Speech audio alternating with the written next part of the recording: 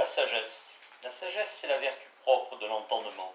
Mais il ne faut pas entendre d'après cela quel est le nom commun de toutes les autres vertus. Quand les vertus ne sont que par sagesse, il y manque souvent l'audace et le feu inventeur, car le mal le plus contraire à la sagesse, c'est exactement la sottise. J'entends l'erreur par précipitation ou prévention, et les vertus du sage, qui n'est que sage, sont toutes des précautions contre l'erreur. Mais les vérités qui ne sortent point de l'erreur ressemblent à des hommes qui n'ont pas eu d'enfance. Seulement, sans la sagesse, qu'on appellerait bien aussi prudence, rien n'arrive à maturité. J'ai connu de ces vieux enfants. Le premier fruit de la sagesse est le travail. Je n'entends pas par là le travail d'esprit, car je ne sais pas ce que c'est, mais ce travail des yeux et des mains qui prépare un objet au jugement. Il est beau de vouloir inventer tout depuis le commencement, et même rien ne peut remplacer ce mouvement précipité qui porte à anticiper et à dominer. Mais il est sage aussi de se mettre à l'école et de prendre toujours pour vrai ce qui est décrit, supposé et même conclu par un auteur jusqu'à ce que l'on sache bien ce que c'est. C'est pourquoi il est bon de copier beaucoup et même d'une belle écriture, comme aussi de relire, surtout sans cette tension qui est prise pour effort d'esprit et qui s'exerce toujours à côté. Tous les exercices scolaires sont de sagesse. Il y a autant de périls à les prendre trop à cœur qu'à les mépriser. C'est toujours un signe favorable lorsque l'enfant s'y prête aisément, aux heures fixées, sans y penser le reste du temps, car il n'est pas sage non plus de vouloir tout retenir. L'acrobatie gâte la gymnastique, et cela est vrai de tout. Il y a quelque chose qui choque dans l'acrobate, et c'est le pédant, dans le maître à danser aussi. On n'apprend pas à avoir de l'esprit. La plus rare sagesse, c'est dans ce gouvernement de la faculté pensante qui ne peut aller sans une espèce de ruse. Le brillant jeu des passions crée cette apparence qu'un esprit cultivé doit toujours trouver des ressources en toute occasion et pour tout besoin. Et ce n'est que trop vrai. L'esprit enchaîné trouve toujours des raisons et des répliques. Et l'intelligence est bonne à tout. Mais ce n'est pourtant que le désordre à son comble lorsque l'esprit se prête ainsi, comme un baladin, à des tours d'adresse et à des travaux de prisonnier. Il est pourtant bien à prévoir que lorsque je pense, je ne suis pas attentif aux effets et aux conditions. On ne peut se voir penser et bien penser en même temps. C'est pourquoi il y faut un grand recueillement et renoncement. Non pas une application en soi ni un effort, mais plutôt une fuite d'un moment et un détachement de tout, qui font dire que le vrai observateur semble distrait et absent. Bref, il faut ne tenir à rien, et comme dit la Bruyère, on se piquait de rien. D'où l'impatient conclut qui n'est pas libre, puisqu'il ne pense pas à son commandement. Mais je dirais bien mieux en disant que celui-là n'est pas libre qui pense selon ses besoins. Ne te cherche donc pas, car rien de tout cela qui est objet n'est toi. De ce sentiment naît la modestie, qui est une partie de la sagesse, et qui consiste à ne se rien promettre, et enfin à ne se point considérer comme une mécanique à penser, dont on attendrait ceci ou cela. Manque de foi, toujours préparation ambitieuse, déception enfin, voilà les chemins de l'orgueil. Mais comprendre que le désir de trouver est une passion aussi qui n'enchaîne pas moins l'esprit que les autres, c'est renoncer une bonne fois à étonner le monde, et dans les circonstances difficiles, bien humblement attendre et prier. Une longue expérience a fait connaître qu'en tous les cas où l'on espère une pensée véritable qui peut sauver soi et les autres, il faut d'abord accepter et se résigner. Que votre volonté soit faite et non la mienne. L'homme a trouvé ce détour pour croire en soi, mais d'autres fictions ont troublé cette retraite monastique en occupant l'esprit de nouvelles craintes et de nouveaux espoirs. C'est vouloir être aimé par menace. Les vrais penseurs ont prié plutôt par silence, sommeil dans les épreuves, ou bien gaieté et enjouement, comme sait si bien Socrate, aux instants où il a besoin de lui-même. Je crois que les grands spectacles de la nature, qui dépassent nos forces et tous nos projets, ainsi que les dangers certains en présence desquels on ne peut qu'attendre, sont favorables à la vraie réflexion aussi. Tel est le sens des épreuves, ainsi que ta solitude et ton monastère soient au milieu des hommes. De la grandeur d'âme. Les modernes n'ont guère traité de cette vertu, peut-être parce qu'ils n'ont pas bien considéré en même temps la nécessité des passions et la liberté de l'esprit. Descartes veut appeler générosité le sentiment que nous avons de notre libre arbitre, et c'est très bien nommé. Mais la grandeur d'âme n'est pas seulement dans la possession de quelque chose de grand qui, étant juge de tout, naturellement surmonte tout. Elle suppose encore la mesure exacte de la faiblesse humaine à l'égard de ce qui, elle, n'est ni indulgente ni sévère, mais juste dans le sens le plus profond.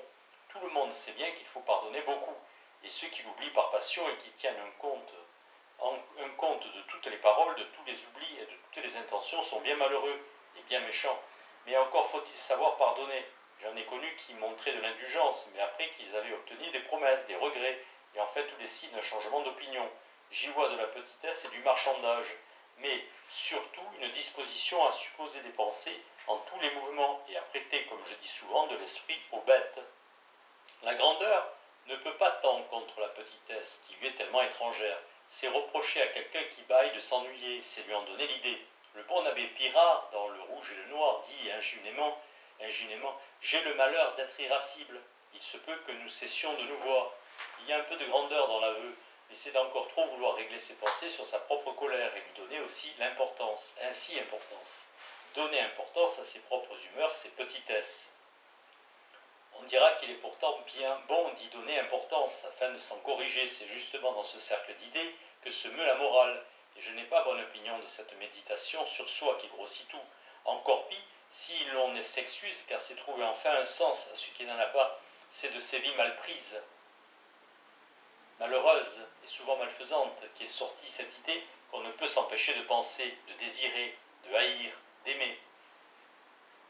Et diable, le même homme, à ce compte, aime et désire maudit par signe tous les gens et toute la terre, souvent sans le savoir.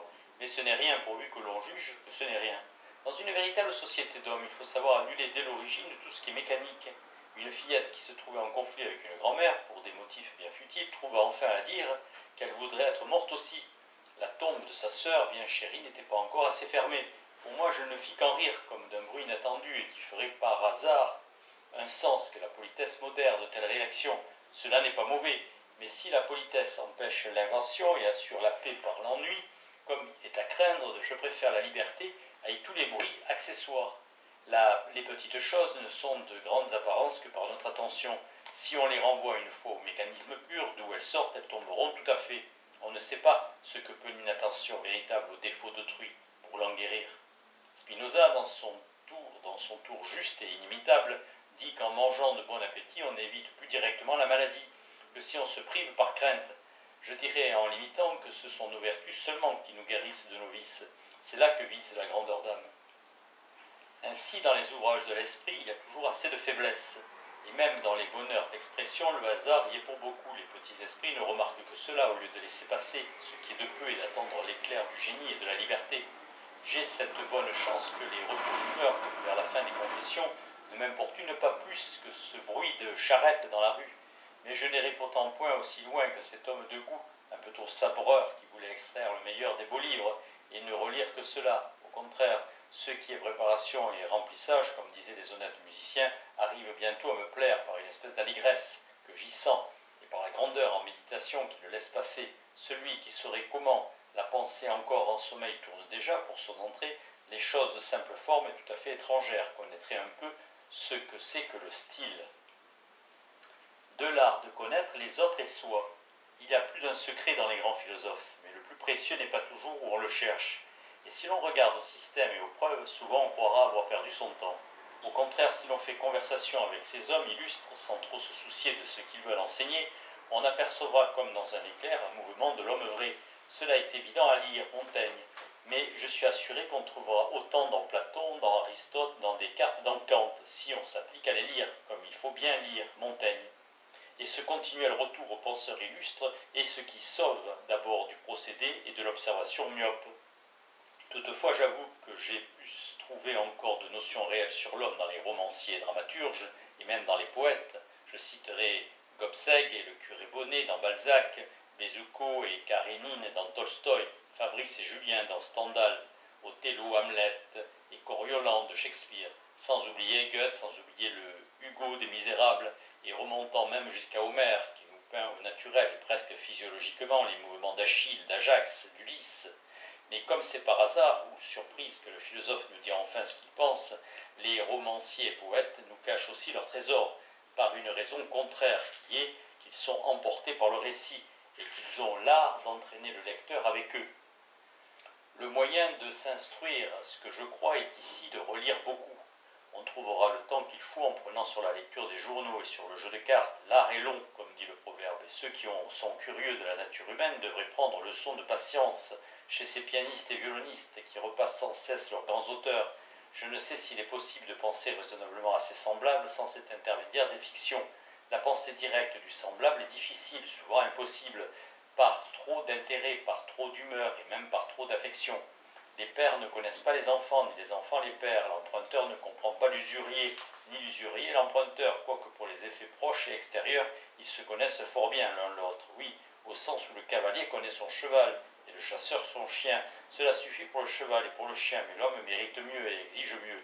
Il faut un pont de contemplation et de référence ou modèle. Je ne vois que les grands artistes qui les puissent fournir. Toujours est-il que ces lectures, 20 fois recommencées, m'ont instruit. Il me semble principalement de deux manières. D'abord, j'ai découvert dans mes livres familiers de précieuses remarques. L'air quasi distrait qui trahit l'observation, cette remarque est de Balzac, et m'a plus instruit sur l'attention que tous les gros traités. Au lieu d'aller du tendre au rusé, comme la plupart des hommes, l'âge lui guérit d'une folle défiance. C'est Stendhal qui parle, et qui m'éclaire tant de nature jeune, ombrageuse, follement prudente, difficile à conseiller, et qui ne sont point les pires.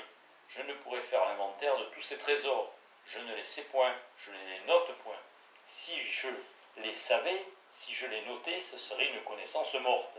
C'est un grand art, selon mon opinion, et trop ignoré de lire sans vouloir retenir, et simplement pour se distraire. Cela s'incorpore, cela nourrit et assouplit. C'est le remède à cette connaissance par fiche dont on ne peut se passer tout à fait, mais qui s'exerce seulement à la surface des êtres. L'autre savoir que je tire des lectures se continue en une sorte de rêverie réglée. Je pense à ces personnages qui sont familiers. Je les suis en leurs actions. Je cherche à les comprendre. Je n'y arrive point sans peine. Par exemple, pourquoi Julien Sorel a tiré ce coup de pistolet. J'en ai discuté avec un ami qui refusait de comprendre. Quel est le ressort ici? C'est qu'il faut se fier à l'auteur et c'est toujours la poésie, ou si l'on veut, la beauté qui fait preuve d'abord. Par exemple, Hamlet. Je sens qu'il y a à comprendre. Par là s'exerce un genre d'observation que rien ne peut remplacer. Car les êtres réels, en leur discours comme en leurs actions, sont rarement vrais. Ils sont empruntés, comme dit si énergiquement le langage populaire. Et bien pis, ils changent. Ils effacent même ce qu'ils ont tracé. Ils brouillent la piste comme font le lièvre et le cerf, au lieu que les créations de l'art sont immuables. La réflexion y trouve appui. Remarquez ici que nos réflexions sur nos parents, sur nos amis, sur nos collaborateurs, sont toujours de rêveries errantes. Nous ne savons pas ce que notre imagination ajoute au fait. Rien ne trompe plus que cette observation des absents. Les personnages de romans sont absents et présents. Toutes les suppositions fantastiques sont ramenées aux faits par la lecture. Je n'essaie pas de prouver. Je veux seulement expliquer un peu quelle est en la connaissance des hommes la part des livres. Je conclus que la lecture ou la culture continuée est pratiquement utile pour le gouvernement, pour l'organisation, pour la persuasion, pour l'entreprise. Je viens au précis à cette connaissance de l'homme d'après sa forme, ses articulations, ses organes. Tout ce qui est anatomie ou physiologie est bon, on n'en saura jamais trop. Les documents abondent et il n'est pas si nécessaire de choisir, pourvu que de temps en temps on lise à la plume, à la main, le meilleur traité de physiologie, de façon que les détails s'ordonnent par rapport à l'indivisible forme humaine. Toutefois, il faut conseiller, je conseille de s'armer. S'il faut conseiller, je conseille de s'armer de défiance à l'égard de l'esprit médical et de la divination qui sont souvent ensemble. Les médecins intéressent par une ample expérience et qui ne perd jamais le contact. Toutefois, il est impossible qu'on ne remarque pas dans le jugement médical une erreur systématique qui résulte du métier. Les malades ne sont pas vrais. Un homme malade est un homme qui ne s'arrange plus de son milieu physique et qui ne gouverne plus sa propre machine. Disons qu'il se sent vaincu, ou tout au moins dominé et diminué par les actions extérieures. Un homme en une telle situation, et puis encore, occupé de l'idée d'une telle situation, ne montre plus cette réserve, cette ressource, ces puissances qui font guerre, sauvetage, défrichement, construction, invention selon le cas. Et sans doute le génie propre au médecin est de réveiller et d'orienter cette partie de l'homme qui peut sauver le reste. Mais il est trop clair qu'il n'y réussit pas toujours. Aussi, il est lui-même attaqué dans le fort de son jugement par les coups redoublés de l'expérience. Et cela est encore plus évident que de ces médecins qui soignent les faibles d'esprit, car de toutes les formes de l'esclavage ou de la dépendance, celle qui dépend de l'opinion est de loin la plus redoutable. Les hommes défaits et vaincus ne sont plus des hommes, ils ne sont plus eux-mêmes. Spinoza conseille pour les entretiens de parler sobrement de l'esclavage, de la faiblesse, de la tristesse humaine, et au contraire amplement de la puissance et de la joie. Éclairons cette idée par un exemple. Un homme qui tombe d'un toit n'est pas un homme en cela, il tombe comme une pierre, et c'est pourquoi il est plus sain et plus juste de retrouver la physiologie apprise dans les spectacles et dans les actions où l'homme se montre ingénieux et fort, comme dans les travaux de terre ou de mer, dans les jeux athlétiques, dans les fêtes et célébrations, car c'est le triomphe qui fait voir l'homme vrai. Comme c'est l'admiration et l'émulation, non la timidité et la peur, qui font voir ce dont l'enfant est capable. Et il importe beaucoup de repasser et fortifier en soi-même cette idée, parce qu'elle est de celles que les rencontres épargnent le moins. Détournez-vous donc des expériences qui rompent le courage, non pas par cette raison vulgaire qu'elles sont contraires au bonheur, mais par cette raison plus cachée qu'elles ne sont point favorables à la connaissance vraie de l'homme. L'autre erreur, que je nomme esprit de divination, est plus aimée et plus dangereuse. Elle consiste à remonter du signe à l'idée et à surprendre, d'après les mouvements physiologiques, gestes, rougeurs, changement des yeux et de la bouche, et choses de ce genre. Une opinion que l'homme peut-être voulait nous cacher, et bien mieux qu'il se cache peut-être à lui-même. On voit ici entrer en scène l'inconscient, le subconscient et la terrible clairvoyance de celui qui voit à travers l'homme. Je ne veux pas entrer dans les raisons de doctrine, qui sont fort subtiles.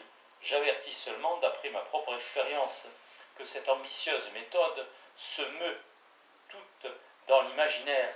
Je veux bien recevoir le principe d'après lequel il correspond à tout geste et mouvement, un changement dans les pensées, mais remarquant que les pensées d'un homme lui sont déjà fort mal connues, tant qu'elles ne sont pas appuyées à un objet stable et à un travail régulier. J'assure que vous, témoins extérieurs, vous les connaissez encore bien moins, et que passant du signe au mouvement de la mâchoire, de la tête ou de la main, si nettement dessinée, à une pensée que vous supposez témérairement, vous lâchez la proie pour l'ombre. Donc, selon mon opinion, le difficile dans l'observation des hommes est de se priver de la chasse aux pensées si séduisantes et de s'en tenir au contraire à la forme du geste, y retrouvant par une méditation seulement physiologique une attitude, un équilibre, une préparation, un geste prochain, en un mot l'action. Ainsi, en dépit des actions extérieures, qui souvent déforment, vous serez entouré de mouvements justes, comme je suppose que l'est le sculpteur. Ainsi, vous jugerez l'espèce en sa vérité, comme lui la représente. Et par ce moyen, vous connaîtrez enfin les pensées, au sens où une usine est une pensée, où le Parthénon est une pensée, où une maison, un jardin, un champ sont des pensées. Mais je n'espère point éclairer en quelques lignes cette idée difficile. Suivez donc les rigoureux travaux de ces psychologues qui ne veulent considérer jamais en l'être humain que le comportement, quoiqu'ils ne renoncent pas toujours à chercher un équivalent des mouvements dans les pensées.